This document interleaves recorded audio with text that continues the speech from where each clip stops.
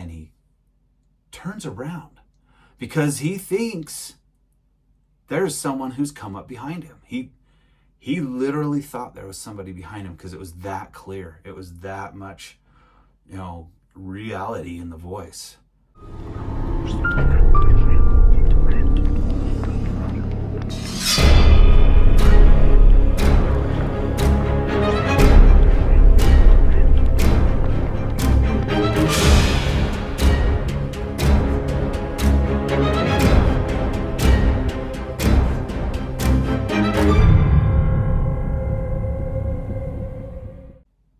Hello, readers, writers, and lovers of the dark and the paranormal and the mysterious. Welcome back to another long-awaited episode of The Writing Lair. Yes, that's right. I've been away for a while. Took a bit of a hiatus from my video making, but I decided to come back and make at least one more video, hopefully more. There's reasons I've been gone for a long time. I won't get into it too much, but I've been just really busy.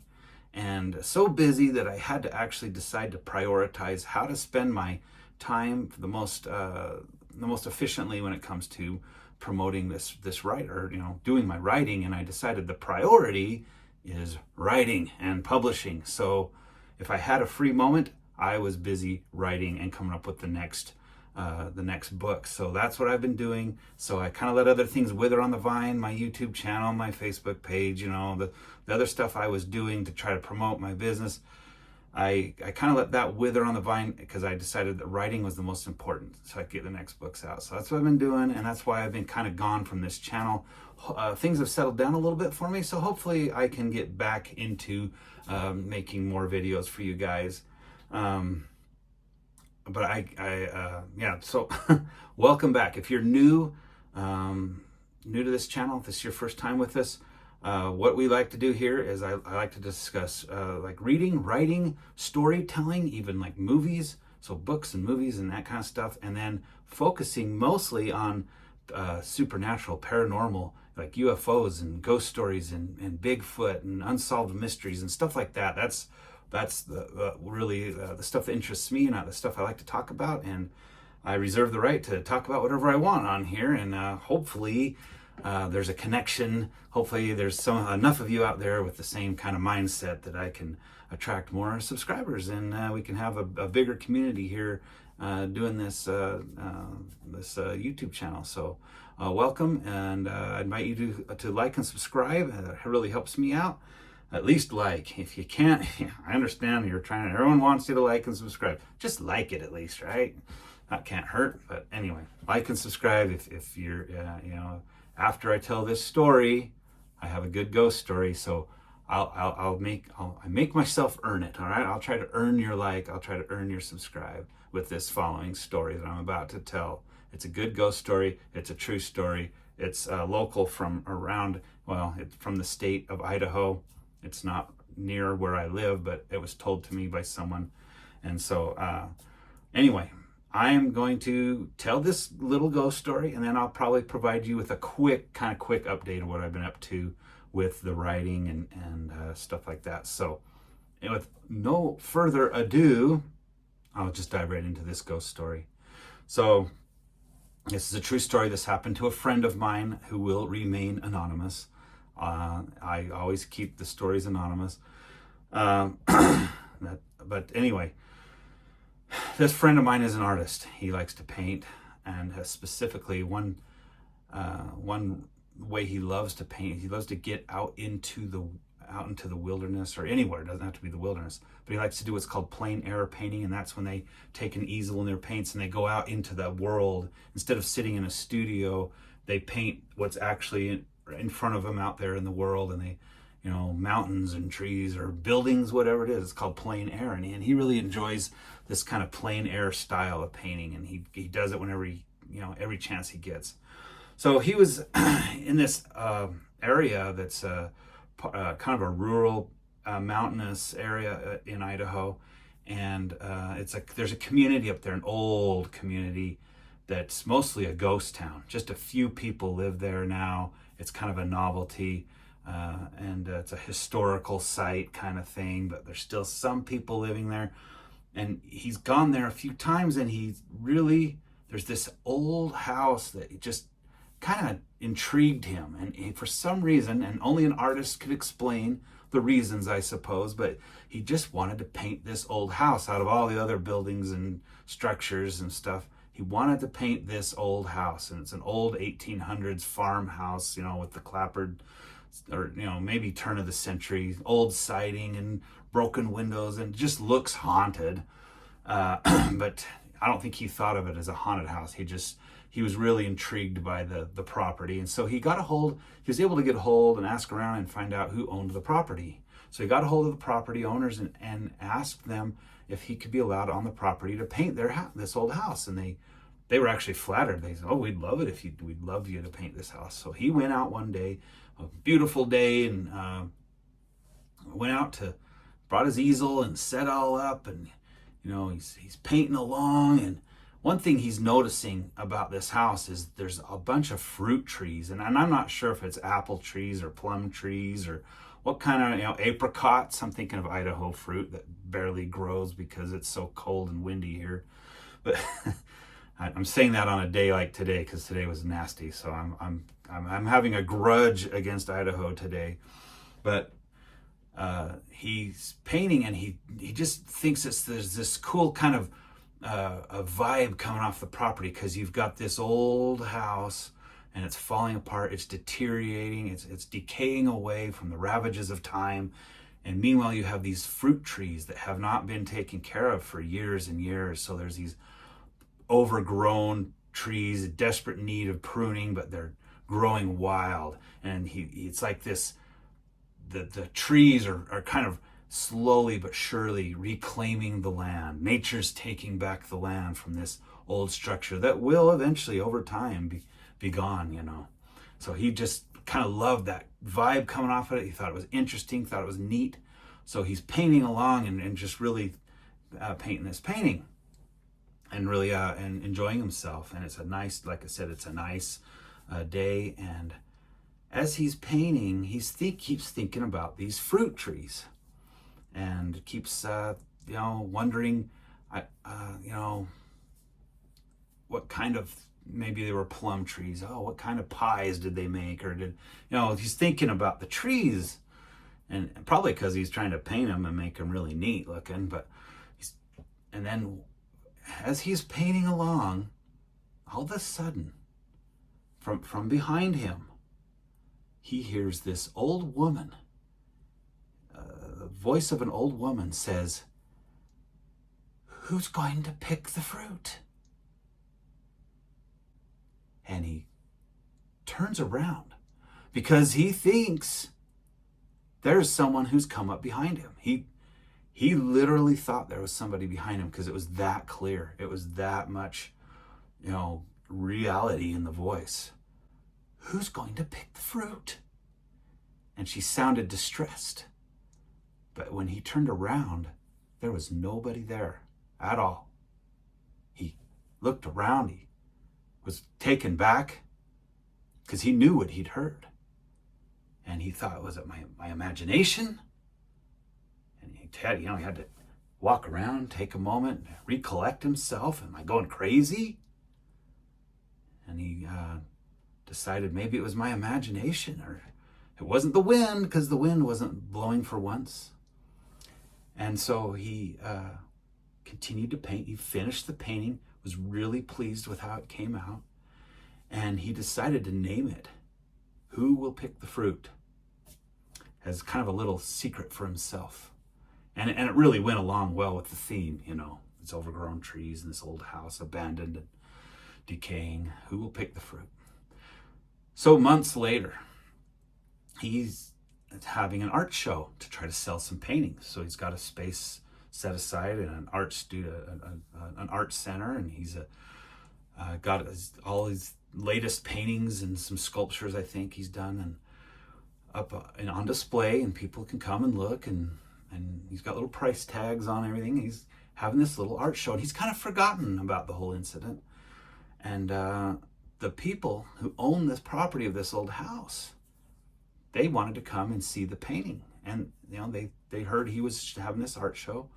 So they came, and they come to look at the painting, and the husband is a man, a married couple.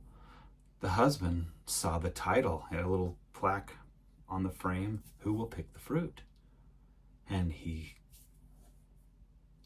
kind of gets this kind of surprised look, and he says, I have to ask, how did you come up with that name?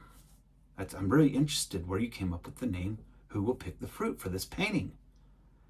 And the artist says, well, honestly, when I was painting it, I thought I heard a voice. He tried to play it down. I might have heard a voice in my head or something saying, "Who will pick the fruit?" And he said, I didn't know what it was, but he goes, I heard a voice in my head, and kind of felt funny telling the guy this. And the guy said, well, that's very, very interesting. And the artist asked, well, what, why, what? And he said, well, my grandmother was the last person to live in that house. She was living there alone, and she's getting older. She'd lived there her whole life. And we decided it was time to take her and bring her home with us to live with us, because she couldn't take care of herself in this. I mean, the nearest grocery store is like an hour away or something. They had to take her where she could, be helped out, and she couldn't take care of herself anymore, especially in this area. And so they said, this family decision was made, and we're going to go get grandma, and we're going to bring her home with us to live with us. And as they packed her out and they were getting ready to leave, and they're walking down the driveway, and she's emotional, lived there her whole life. And he said that she turned around and kind of was looking at the house one last time, and kind of had her hand over her mouth. And they said, "What's wrong?" And she said, "Well, I'm just worried." And they said, "Well, what's the matter, Grandma?" And she said, I just wonder, who will pick the fruit?" Huh? Did I get you? Get a little goosebumpy there? I have goosebumps. Huh? So, there's your ghost story. There's your paranormal ghost story for this episode of The Writing Lair. I hope you liked it. If you did like it, if you think I earned your little like, drop one for me, subscribe. There'll be more to come, and check out the rest of the channel. I've got lots of good stories. So, similar, true-ish stories. And that's the thing is, and one reason this channel kind of withered on the vine is because I ran out of stories. I told all the stories I knew. All these personal kind of connections, not just personal stories, but friends and stories I'd heard over the years from family and friends. I kind of ran out, and I was like, well, what do I do now? I'm out of stories. And I was like, I can't just dig around and just dig up random ghost stories off the internet. There's already 1 million YouTube channels doing that. If you want to go watch those, they're done way better than I do it. Okay, professional, with professional lighting and cameras and really good production value. There's plenty of people doing that, and they're doing it way better than I do it. So I wanted to bring you stories maybe you've never heard, and I thought maybe I could be unique in that way.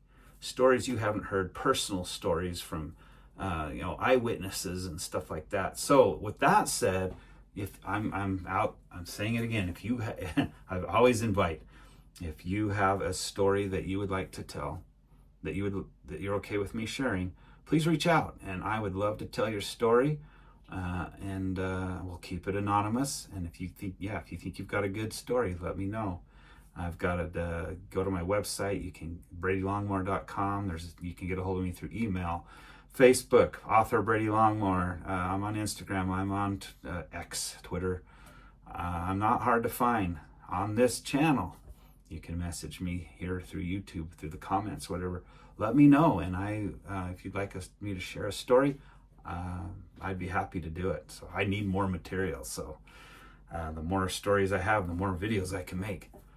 Quick update. I'm going to be publishing 2 books this summer. So like I said, I've been working. I am in the editing process. The books are written, they're done, the first drafts, and I'm editing now. I'm almost kind of done editing. Got to get other things done, formatting and cover art and things like that. But the editing process is almost done. They are going to be 2 books, and they are both going to be Jake Preston adventure novels. So if you're fans of The Fifth Corner, you like my Jake Preston story from the Fifth Corner trilogy, here's some more Jake Preston for you. And these are prequels. So we're going back in time. We're traveling back into Jake's past to his first big adventure. His first real big assignment, I guess I'll say. Not his first adventure. He's had adventures before this, but his first big assignment. And it takes place in, the setting is Peru, Brazil. He's traveling all over in the Amazon. He's dealing with grave robbers and legends and treasure and Incas and Knights Templar and all that kind of that really cool pulp fiction adventure that I love. And I've tried to make it exciting, page-turning action adventure with a little dash of romance thrown in there, if you like romance, but not too much if you don't. So but that's what's coming out hopefully this summer, as soon as I can get it out. It's 2 books. They go hand in hand. The second one picks up right after the first one, and the first one's short. It's a novella, and you can read the first one in a few hours probably. So it'll be cheap. I won't charge much for that one, and you can pick up right where it leaves off with book 2, and that's kind of how I'm setting it up. So instead of one big fat book, it's a short book and then a normal length novel. The first book's called Eye of the Serpent God, and the second book is called The Seal of Solomon. And they're both Jake Preston adventures, like I said. I'm really excited about them. I had a blast writing them, so that's a good sign. I had a lot of fun writing them, so hopefully they're fun to read. But that's my update on how that's going. And anyway, I'm running out of time. I need to do some other. I'm actually down here to do some more editing, so I just wanted to make a quick video, and then I'm gonna do some editing for the rest of the night. And thanks again for tuning in, for watching, and appreciate your patience, appreciate your support. You all have been great. I still get comments, I still get messages, people asking when's the next book and stuff like that. And it's just the support I get is phenomenal, and I appreciate every single one of you for supporting me in this running down the dream, I call it. If you like Tom Petty and the Heartbreakers, running down a dream. Anyway, I could keep going. I'm a blabbermouth, but I'm going to wrap it up. Thanks again for coming along, and that will do it for this episode of The Writing Lair. And until next time, I wish you all happy reading.